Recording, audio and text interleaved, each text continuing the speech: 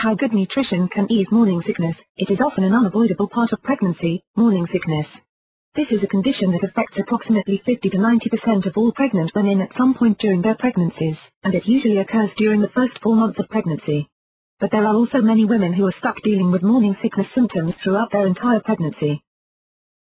If you are pregnant and experiencing morning sickness, it is essential that you eat, even if you don't feel like it. You do not want your stomach to be empty and end up with a dry heaves, which actually feels worse than vomiting. Plus, the longer that you go between meals, the worse you will end up feeling. This is why morning sickness occurs. When you're in bed, you are going at least 6 hours between meals, and when you wake up, your stomach is empty and you may feel incredibly nauseous. You need even more nutrients when you are pregnant. When you are pregnant, even though you are not eating for 2 as they used to say, you still need more nutrients than you normally would. There is a life growing inside you which is using up much of the nutrients that you are taking into your body. Normally, a diet should consist of about 35% protein. When you are pregnant, your protein intake needs to be about 60% of your daily caloric intake, and even more if you are pregnant with twins or more. Protein is necessary for the growth of your unborn baby as well as cellular and mental development, and for the placenta and amniotic tissues. Even though it is important not to have an empty stomach, eating too much during pregnancy can cause heartburn and other digestive troubles, which will worsen as the baby grows. When you are pregnant, it is important to eat a number of small meals a couple of hours apart from each other rather than 3 large meals. Bedtime snacks should also be eaten to help avoid or at least lessen morning sickness. There are 2 macronutrients that are essential for a healthy body, and even more important for pregnant women: complex carbohydrates and proteins.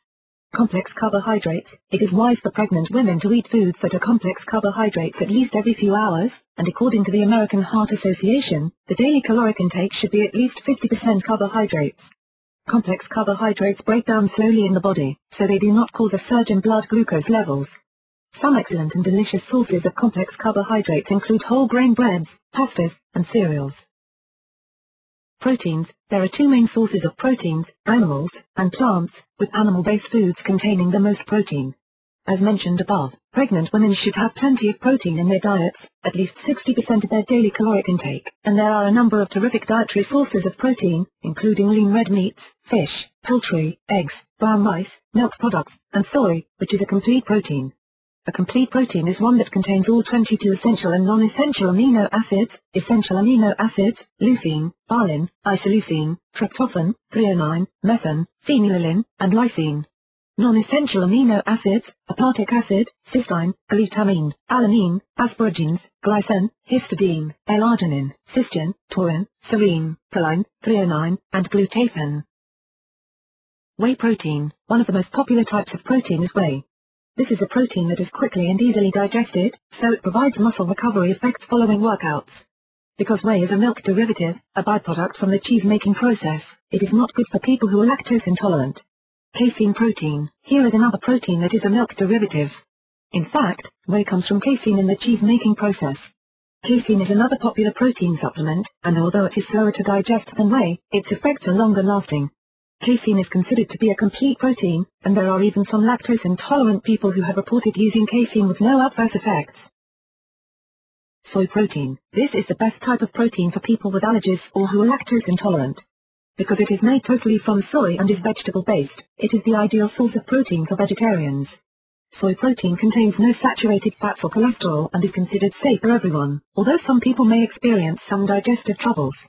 Soy protein is also considered to be a complete protein. Rice protein, gluten-free and low in carbohydrates, fat, and sugar. Rice protein is a terrific protein supplement for vegetarians, people with allergies, and the lactose intolerant.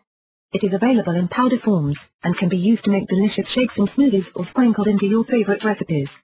Rice protein comes from brown rice, and is considered to be a complete protein because it contains all of the essential and non-essential amino acids.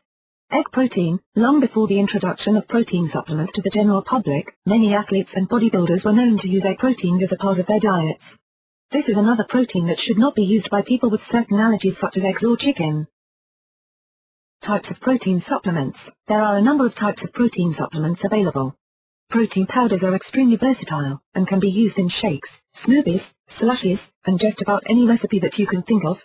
There are a number of liquid protein supplements you can get, and many are ready-to-drink meal replacements where all you have to do is shake and drink. There are protein shots, which provide 25 to 35 grams of protein per small serving and come in a number of delicious flavors, including sour apple and raspberry. And there is a new product from Protica called ProfectR, which provides 25 grams of protein per 3-ounce serving.